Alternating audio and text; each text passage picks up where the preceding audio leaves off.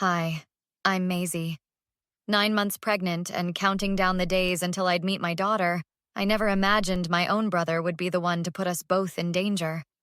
I was sitting in our shared living room, my swollen feet propped up on the coffee table, when Derek sauntered in jangling the car keys. "Where are you going?" I asked, eyeing the keys to our only family car, the one I was supposed to use when labor started. Derek tossed his jacket over his shoulder. "Jordan's throwing a killer party tonight. Gonna be epic.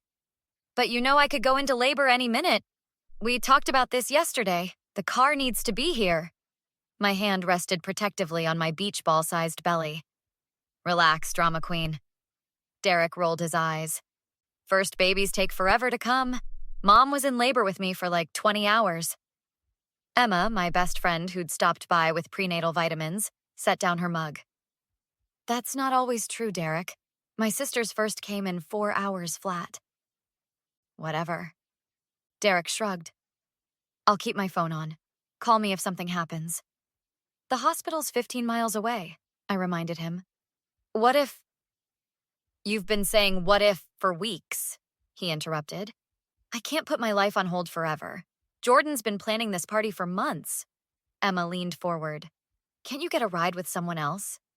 "Nah, I'm the designated driver for the crew. Besides, Maisie's fine. Look at her. She's not even due for 3 days." I shifted uncomfortably. "That's not how due dates work. Dr. Patel said any time after 37 weeks is considered full term." "You'll be fine," Derek said dismissively, heading for the door. "Mom and Dad will be back tomorrow anyway." "They're 6 hours away visiting Grandma," I protested. "Please, Derek. Just tonight, stay home." He paused at the door. "Sorry, sis, I promised the guys. Text me if anything changes, though seriously, nothing's happening tonight." 3 hours later, I was doubled over on the bathroom floor, gripping the edge of the bathtub as a contraction tore through me. "Derek's not answering," Emma said frantically, phone pressed to her ear. "I've called 5 times." I groaned as the contraction eased. "Try again, please." Emma dialed once more while helping me to the couch. Straight to voicemail. "The car's tracker app," I gasped. "Check where he is." Emma fumbled with my phone, pulling up the app our parents had installed. "He's at, looks like some house in Westlake. That's 30 minutes away." Another contraction hit, stronger than the last. When it passed, I grabbed Emma's arm. "They're coming too fast. This isn't normal for early labor." "I'm calling an ambulance," Emma decided, dialing 911. 20 minutes later, EMTs were loading me into an ambulance. Between contractions, I tried Derek again. "Yo, what's up?" Music blared in the background. "Derek," I gasped. "I'm in labor. In an ambulance. You took our only car." "Wait, for real? But it's not time yet." "It is time," I screamed as another contraction hit. "Damn. Okay, I'll leave now." The call dropped as we entered a tunnel. By the time we reached the hospital, my daughter was already crowning. The doctors barely got me onto a delivery table before Lily entered the world. Beautiful, perfect, and almost born in the back of an ambulance because my brother couldn't miss a party. The next morning, my phone buzzed with a text. "How's my new niece? Coming to visit today?" I stared at Derek's message, fury building inside me. He had no idea what he'd done, but he was about to find out. "He just texted like nothing happened," I told Emma, who'd stayed overnight in the uncomfortable hospital chair. "Like he didn't abandon me when I needed him most." Emma's eyes narrowed. "Are you going to tell him to come?" "Let him come," I said, looking down at Lily sleeping peacefully in my arms. "I want him to see exactly what he put at risk." My parents burst into the room an hour later, faces tight with worry. "We drove straight through the night," Mom said, rushing to my bedside. "Why didn't anyone call us sooner?" "I tried," I explained. "But everything happened so fast, and I was kind of busy giving birth in an ambulance." Dad's brow furrowed. "An ambulance?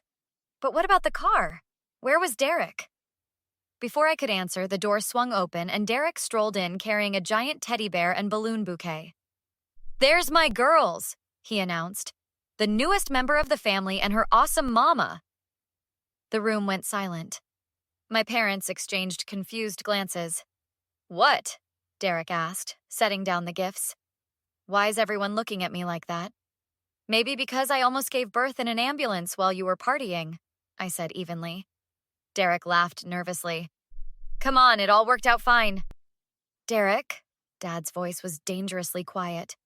What is your sister talking about? Nothing, just… Nothing? Emma interrupted. I called you 11 times. Maisie was screaming in pain while you were out joyriding with the only car she had to get to the hospital. Mom gasped. Is this true? Derek raised his hands defensively. Look, I didn't think it would happen last night. She wasn't even due yet. I told you I could go into labor anytime, I said. We specifically discussed that I needed the car. The doctors said there could have been complications, Emma added. If the ambulance had been even 5 minutes later… But everything turned out fine, Derek protested, looking around the room for support. Finding none, he tried a different approach. I'm sorry, okay?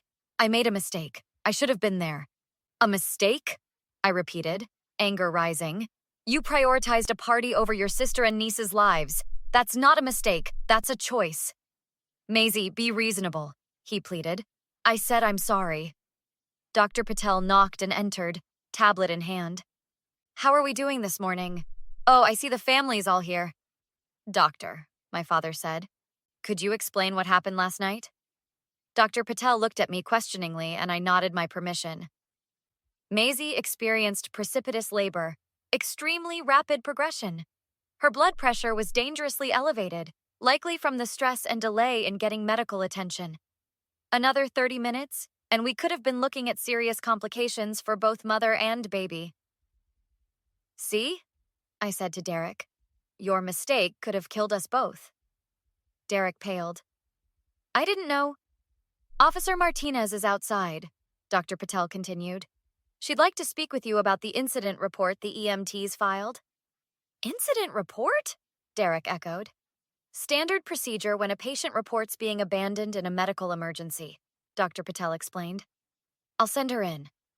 As Dr. Patel left, Derek turned to me. You filed a report against me? Your own brother? Actions have consequences, Derek. You can't be serious, he scoffed. What are you going to do, press charges because I went to a party? Emma stood up. It's called reckless endangerment, and yes, she's serious. Officer Martinez entered, notebook in hand. Miss Crawford, I'd like to get your statement about last night's events. I looked directly at Derek. I'll tell you everything, officer, starting with how my brother took our only transportation after I explicitly told him I might need it for a medical emergency. 3 days later, I was settling into my apartment with Lily when Derek showed up unannounced. We need to talk, he demanded, pushing past me into the living room. I'm recovering from childbirth, I said coldly. You should have called first. Called? Like you should have called before filing charges against me? He paced the small room. Do you have any idea what you've done? I could lose my scholarship over this? Maybe you should have thought about that before abandoning your 9 months pregnant sister without transportation. It was one mistake, he shouted, then lowered his voice when Lily stirred in her bassinet.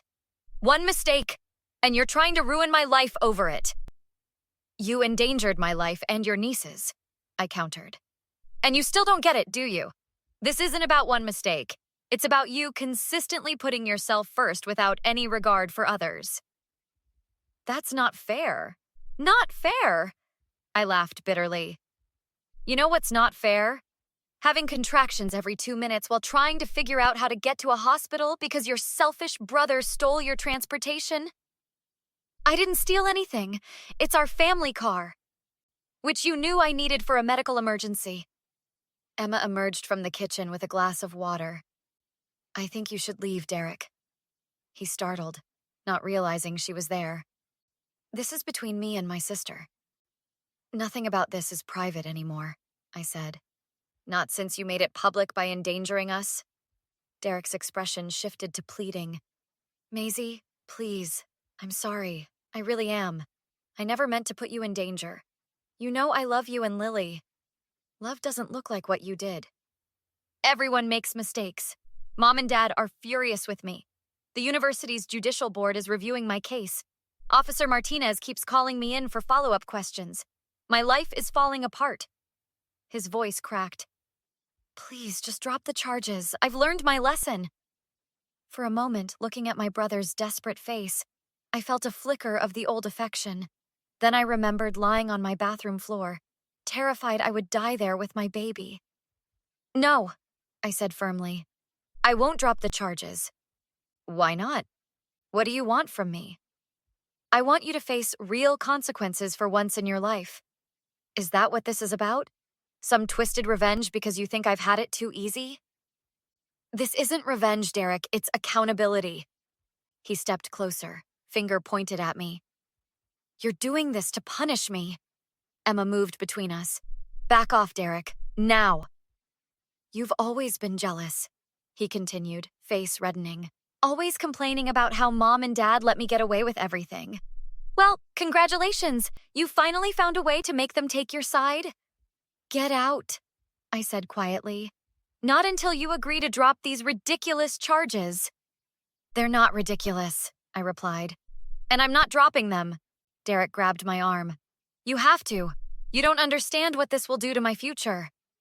Let go of me, I warned. Not until you listen. Emma pulled out her phone. I'm recording this, Derek. Assault charges would look great on top of everything else. His grip loosened, but his eyes blazed. You'll regret this.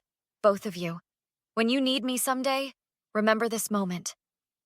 The only thing I regret, I said evenly, is trusting you when it mattered most. This isn't over, he threatened, backing toward the door. Actually, it is, said a voice from the hallway. My parents stood there, my father's hand still raised to knock on the open door. Derek James Crawford, Mom said in a voice I hadn't heard since we were children. Get in your father's car right now. Mom, she's trying to ruin my life over one mistake. A mistake that nearly cost your sister and niece their lives, Dad said. And from what we just witnessed, you still don't understand the gravity of what you did. You're taking her side? Derek looked betrayed. There are no sides, Mom replied. Only right and wrong. And threatening your sister while she's holding your newborn niece? That's wrong. I didn't threaten. Car, now. Dad's voice left no room for argument. As Derek stormed out, Mom turned to me. Are you all right? I nodded, suddenly exhausted. I just want this to be over. It will be, Dad assured me. One way or another.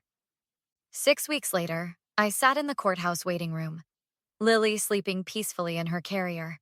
Emma sat beside me, while my parents waited on a bench across the room. Are you sure about this? Emma asked quietly. You could still accept the plea deal. I'm sure, I replied, watching Derek and his attorney huddled in conversation. Some lessons need to be learned the hard way. Inside, I gave my testimony clearly, describing how Derek had taken our only vehicle, despite knowing I could go into labor, how he ignored repeated calls for help, and how his actions resulted in an emergency ambulance transport. When Derek took the stand, he was subdued, his usual confidence gone. I made a terrible mistake, he told the judge. I never thought my sister would go into labor that night. I should have stayed home, or at least kept my phone on. I'm deeply sorry for what I put Maisie and my niece through. The judge turned to me. Miss Crawford, would you like to make a victim impact statement? I approached the stand, feeling Derek's eyes on me. Your Honor, I'm not here because I want to destroy my brother's future. I'm here because he nearly destroyed mine and my daughter's. When I told him I could go into labor and needed the car, he dismissed my concerns. When I called him during labor, he didn't answer until it was too late. I paused, meeting Derek's gaze. What hurts most isn't that he made a mistake. It's that even now, after seeing what could have happened, he still doesn't truly understand. He's sorry he got caught, sorry he's facing consequences, but he's not sorry for the choice he made that night. After deliberation, the judge delivered his verdict. Guilty of reckless endangerment. His sentence, 6 months probation, 100 hours of community service in the maternity ward of the hospital where I delivered Lily, and mandatory counseling. In the hallway afterward, Derek approached me. Are you happy now? He asked bitterly. You've made your point. This wasn't about making a point, Derek. It was about justice. Justice? He scoffed. This will follow me forever. Med schools look at these things. You've changed the course of my entire life over one night. One night when you chose a party over your sister and niece's lives, Emma interjected.